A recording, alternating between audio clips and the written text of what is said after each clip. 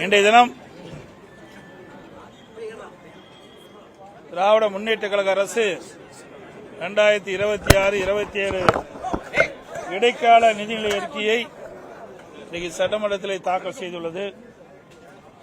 கடந்த 5 ஆண்டுகளாக தமிழக மக்களை வாட்டி வதைத்த திராவிட மாடல் என்ற பெயரால் நடத்தப்பட்ட ஏமாற்று மாடல் திமுக அரசு தனது கடைசி பட்ஜெட் பேரவையில் தாக்கல் செய்துள்ளது.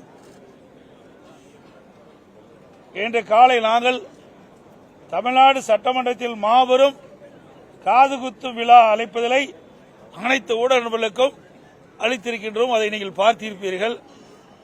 எந்த அளவுக்கு இந்த அரசு மக்களுக்கு காதுகுத்து என்பதை நாட்டு மக்கள் அறிய வேண்டும் என்பதற்காக இந்த அழைப்புதலை உங்களிடம் கொடுத்திருக்கின்றோம். நீங்கள் மக்களிடத்திலே கொண்டு போய் சேர்ப்பது உங்களுடைய கடமை என்று அன்போடு இந்த நேரத்தில் கேட்டுக்கிறேன். 2021ஆம் ஆண்டு திராவிட முன்னேற்ற கழகம் சட்டமன்ற பொதுத் தேர்தலும் போது 525 அறிவிப்புகள் வெளியிட்டாங்க. இதுவரைக்கும் 4 ஒரு அறிவிப்பு கூட நிறைவேற்றவில்லை.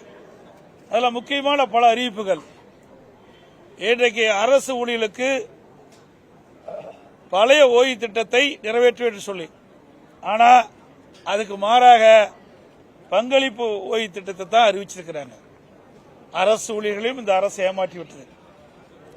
அதோடு பல துறைகளில் பணிபுரிகின்ற அலுவலர்களுக்கு பல்வேறு உறுதிமொழிகளை அளித்தார்கள். சத்துணவு அமைப்பாளருக்கு வாக்குறுதி கொடுத்தாங்க, நிறைவேற்றல. பகுதி நேர ஆசிரியர்களுக்கு வாக்குறுதி கொடுத்தாங்க, நிறைவேற்றல. செவிலியருக்கு வாக்குறுதி கொடுத்தாங்க, நிறைவேற்றல. விவசாயிகளுக்கு வாக்குறுதி கொடுத்தாங்க, நிறைவேற்றல. இப்படி பல துறையில் இருக்கின்ற அலுவலர்களுக்கு கொடுக்கப்பட்ட வாக்குறுதியை நிறைவேற்றவில்லை என்று எல்லோருமே போராட்டத்தில் ஈடுபட்டு தமிழகம் ஒரு போராட்ட களமாக இன்றைக்கு மாறி இருக்கின்றது.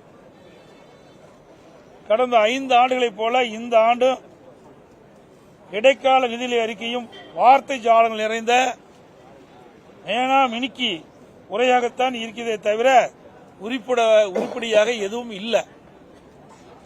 25-26 நிதிநிலை அறிக்கையில் வருவாய் வரவுகளில் மாநிலத்தின் சொந்த வருவாய் 2.58 லட்சம் என்று எதிர்பார்த்த நிலையில் திருத்திய மதிப்பீட்டின்படி மாநில சொந்த வருவாய் 2.32 லட்சம் கோடியாக குறைந்துள்ளது. சுமார் 26,000 கோடி வருவாய் குறைந்துள்ளது.